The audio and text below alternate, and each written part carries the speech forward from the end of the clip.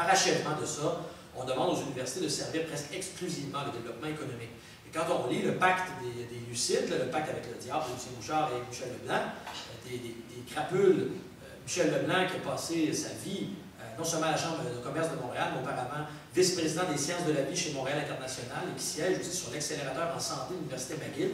C'est des gens qui ont des intérêts directs dans la production de recherche-développement en biotechnologie et en technosciences. Je vais y venir tantôt parce qu'il y a un lien immense à faire ici. Quand on lit ce truc-là, ils nous disent l'éducation, c'est important. Il faut réinvestir, il faut régler le sous-financement. Ça doit être la priorité numéro 1 du gouvernement parce que l'éducation doit collaborer au développement économique. Il n'y a pas un maudit journaliste qui est foutu de leur demander mais pourquoi vous présentez ça comme une évidence que l'université doit collaborer au développement économique? On appelle ça une pétition de principe, parce qu'au fond, c'est là que tout se joue. Le jour où l'université collaborera au développement économique, disons, comme principale finalité, elle sera sortie de ce qu'elle était censée être et elle sera déjà devenue autre chose. Et donc, ils présument dans leur discours, autrement dit, ils veulent bien refinancer l'université à condition qu'elle serve la nouvelle finalité qui est l'accumulation de la valeur capitaliste. Et ça, on ne va jamais en discuter, c'est un a priori indiscutable et tout le monde semble accepter, notamment les journalistes qui débarquent là-bas et qui disent « Nos universités sont en crise, ça va mal, il faut régler le problème, il faut mettre plus d'argent, bon, sans questionner la direction dans laquelle on est en train de nous amener. » Donc, la première des questions, ce serait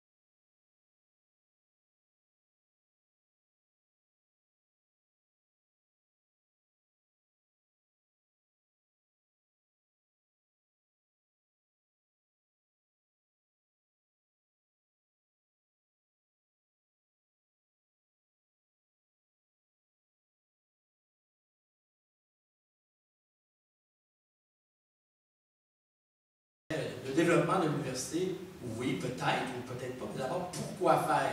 Comme dirait Bernanos, la liberté, pourquoi faire? Moi, je dirais l'université, pourquoi faire? Alors, s'il est entendu que l'université sert maintenant principalement de moteur ou d'avantage concurrentiel pour le Québec, on a un sacré problème. Si c'est rendu que cette idée-là a fait son chemin et qu'elle n'est même plus questionnée, on est déjà passé de l'autre côté du miroir comme Alice au Pays des Merveilles. Alors, on s'en va de plus en plus vers une société de la marchandise, une société, on pourrait dire, du spectacle, à la guide de bord, dans laquelle la marchandisation de la connaissance est alliée aussi à une marchandisation plus générale des rapports sociaux dans l'université et des rapports que l'université entretient avec le reste de la société. Pour moi, c'est une attaque. Je dis une attaque, évidemment, il y a des gens qui sont responsables, on peut les nommer, j'en ai nommé tantôt Michel Leblanc, etc., des gens qui ont un intérêt économique direct, qui font partie de la classe dominante, mais c'est aussi une attaque, disons, du système lui-même contre, disons, ce qu'on pourrait appeler la fonction, ou pas la fonction, disons, l'identité résiduelle de l'université dans ce qu'elle était, dans son idéal auparavant, et ce qui en reste, disons, du passé. Donc, c'est une attaque en règle que le système lui-même, même contre ce qu'Habermas dirait, c'est le monde vécu. Donc, le système est en train d'attaquer ce qui reste de l'université à travers les lucides et compagnie. Une attaque contre tout ce qui fait de l'éducation et de l'enseignement un rapport collectif et la lie aussi à la découverte d'un monde commun. Donc, finalement, l'antithèse de ça, c'est que l'éducation, ça n'aura plus rien à voir avec le monde collectif ou le monde commun, tout à voir avec un rapport individuel à la production de valeur personnelle, un haut salaire pour moi, et, disons, collective au sens de maximisation des profits en output de valeur pour la classe dominante et le système. L'université se réduit donc à la formation et à la production de valeur, et les individus, eux, vont être réduits à des atomes qui vont traverser les dédales de la bureaucratie, de la technologie, la course au stage et compagnie, pour décrocher au futur un plus haut salaire en écrasant les autres. Alors, on voit tout de suite que le commun dans l'université disparaît dans la mesure où le premier but est d'assassiner symboliquement, ou même pas vraiment symboliquement, physiquement, son collègue, comme dans le film Le Couperet, que vous avez peut-être vu. Quand quelqu'un fait concurrence pour un emploi, quoi de mieux que de le supprimer, en tout cas de l'éliminer au maximum possible. Je suggère ce très bon film qui montre bien la logique de loup qui se cache derrière tout ça. Et donc, ça veut dire, à terme, une éducation qui serait complètement détachée de la culture commune, ce qui pose un sacré problème pour la reproduction de la société, qui nous mène, au fond, à une espèce de société, comme appellerait Freytag, de la gestion technocratique du social. Si l'université ne reproduit plus la culture et ne transmet plus la connaissance, qu'elle sert juste à former des gens qui sont capables de faire du problem solving, puis développer des bricoles qui pognent en bourse pour l'espace de 2 mois, et voilà. Bon, mais qu'est-ce qui va reproduire dans la société la culture de manière institutionnelle? Là, vous allez me dire, c'est la chanson. Le Sony Music s'est déjà occupé de détruire ce terrain-là. Il reste à peu près juste les familles, tout ce qui en reste pour reproduire la culture. Peut-être qu'une société, pour survivre, ça n'a plus besoin de culture, mais il faudrait nous le prouver avant d'aller à fond la caisse dans la destruction du symbolique et prétendre qu'après ça, les sociétés vont pouvoir juste se fonder sur la base de la gestion formelle de leur fonctionnement empirique. C'est ça le projet au bout, c'est qu'on produit de la valeur et nous sommes tous comme dirait Romain Musil, des hommes et des femmes sans qualité. Donc une société d'anonymes qui n'ont pas d'identité particulière. Et finalement, ici, Singapour, Dubaï. D'ailleurs, nos universités sont déjà, à petite échelle, en train de faire ça. L'Université du Québec est à Lévis, l'Université de Lévis est à Trois-Rivières, bientôt ça va être Buenos Aires à Montréal, l'Université de Montréal à Shanghai, puis ça va ressembler à une chanson de Plamondon, des forêts de Shanghai. On est en train de créer cette espèce de système dans lequel les universités se déracinent de leur communauté locale, le projet des Big Five au Canada, vous avez peut-être entendu parler de ça. Des universités de recherche qui seraient, comme on n'est pas assez gros pour faire des universités de recherche partout au Canada, mais on en ferait 5 grosses, dont McGill, puis je pense Simon Fraser, je ne sais pas lesquels autres. Puis une fois qu'on a fait ça, bien, toutes les autres universités du Canada, ça devient des gros cégeps pour le premier cycle, des bacs, plus de cycle supérieur. Donc, si vous êtes à l'île du Prince-Édouard, que vous voulez faire une maîtrise, bien, tough luck. Les universités ne sont plus liées aux gens qui sont autour, c'est-à-dire que l'université se contrefout complètement du type qui reste au coin de la rue, mais est fasciné par la perspective d'attirer des étudiants irakiens, chinois, marocains et tout ça. Vous irez voir sur le site de l'Université de Montréal une vidéo complètement ridicule d'une dizaine de minutes dans laquelle ça parle en chinois, en allemand, sans sous-titres, pour se dire on est l'université du monde entier. Donc c'est même plus l'Université de Montréal, c'est l'Université du monde, peut-être l'Université du Nouveau Monde. Et donc, ça montre comment, finalement, les universités, c'est rendu un lieu dans lequel on dit aux individus, venez vous, comme individu, rentabiliser votre capital humain et participer à la recherche. Donc, c'est l'attrait des cerveaux, par opposition à l'exode des cerveaux. Venez faire un tour chez nous. Puis, par ailleurs, inquiétez-vous pas, quand vous allez venir ici, vous n'aurez pas besoin de participer à aucune culture locale, parce que nous, on est déjà worldwide et globalisé. Sur cette introduction brève, je vais commencer. Au départ, on peut considérer que l'éducation était ce qu'on appelle une médiation objective dans la société. C'est pas qu'on parle de l'institution scolaire. On a parlé de l'institution scolaire avant de parler du système scolaire. Peut-être que la mutation du langage n'est pas si innocente que ça. Et il y avait cette idée que les individus devaient être arrachés à ce qu'on appelle la culture première de leur famille pour être formés culturellement, politiquement, moralement et devenir des citoyens et citoyennes. Donc, on ne pensait pas que les gens se présentaient à l'université tout près, comme on pense aujourd'hui comme des clients qui « Oui, bonjour, j'ai tel besoin, est-ce que l'université va répondre? » C'était plutôt l'idée que « Hey, tu passe par ici, parce qu'avant de passer par ici, tu n'es pas un citoyen à part entière. Hein, » c'est l'idée du majorat chez Kant. On est encore mineur tant qu'on n'a pas acquis la culture commune. Donc, il y avait cette idée que dans l'université, il y a une aliénation, mais positive. Donc, ça nous oblige à nous détacher de notre quartier, de notre famille et tout ça pour participer de quelque chose qui s'appelle la culture nationale ou commune. Et c'est la soumission de l'université à cette finalité historique, à cette mission, qui assurait son autonomie pédagogique et académique à l'égard du pouvoir constitué. Donc, l'université se défendait devant soit le prince ou le gouvernement en disant on ne sert pas uniquement à dire aux gens ce que vous voulez qu'on leur dise, on est d'abord là pour les faire participer de toute la culture synthétique d'un peuple, et ça ne se réduit pas malheureusement à votre petit catéchisme actuel. C'est une culture synthétique qu'on va répandre.